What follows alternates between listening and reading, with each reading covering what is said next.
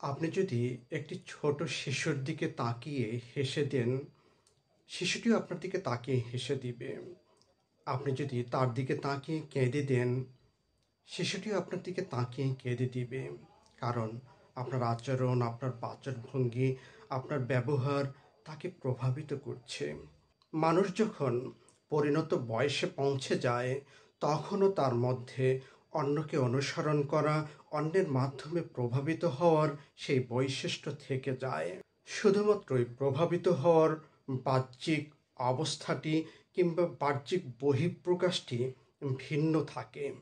কারণ মানুষ জীবনের অধিকাংশ সময় এই চিন্তা করেই সময় কাটিয়ে দেয় যে মানুষ তার সম্পর্কে কি ভাবছে, মানুষ তাকে কিভাবে দেখছে, কিংবা মানুষ কিভাবেই বা তাকে গ্রহণ করছে।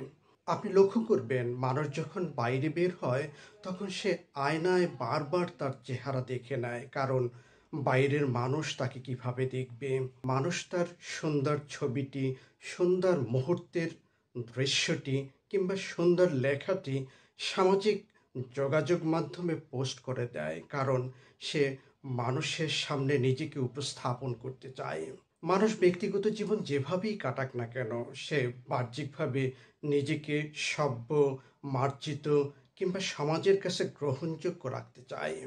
এই পৃথিবীর অধিকাংশ মানুষই নিজে অন্যকে প্রভাবিত করে যায় কিংবা অন্যের দ্বারা নিজে প্রভাবিত হয়। একজন শিক্ষক যদি তার শিক্ষার্থীদের ব্যর্থতাকে সামনে এনে শুধু বকাবকি করে যায়, তাহলে একসময় ওই শিক্ষার্থীরা নিজেদেরকে ব্যর্থ ভেবে নেয়। আর ওই শিক্ষক যদি তার শিক্ষার্থীদের সঠিক মূল্যায়নের মাধ্যমে তাদেরকে উৎসাহ দিয়ে যায়, তাহলে ওই শিক্ষার্থীরা তাদের মেধাকে বিকশিত করে যায়। বাবা মা যদি তার সন্তানদেরকে তাদের ভুলের কারণে রূঢ় আচরণ করে যায়, তাহলে ওই সন্তানদের মধ্যে অপরাধ প্রবণতা বেড়েই যায়। কিন্তু বাবা মা যদি তার সন্তানদের শাসনের পাশাপাশি তাদের গুণগুলোকে প্রশংসা করে তাদেরকে উৎসাহ দিয়ে যায়, তাহলে ওই সন্তানেরা বিকশিত হয়। একটি প্রতিষ্ঠানের ঊর্ধ্বতন কর্মকর্তা তার অধীনস্থ কর্মকর্তা কর্মচারীদের অদক্ষতা, কর্মের ব্যর্থতা কিংবা অযোগ্যতাকে শুধু সামনে বড় করে দেখায়, তাহলে ওই প্রতিষ্ঠানের অধিকাংশ কর্মকর্তা কর্মচারী ধীরে ধীরে তাদের কর্মদক্ষতা হারায়। যদি ওই ঊর্ধ্বতন কর্মকর্তা তার অধীনস্থ কর্মকর্তা কর্মচারীদের দক্ষতাগুলোকে যাচাই করে যায় এবং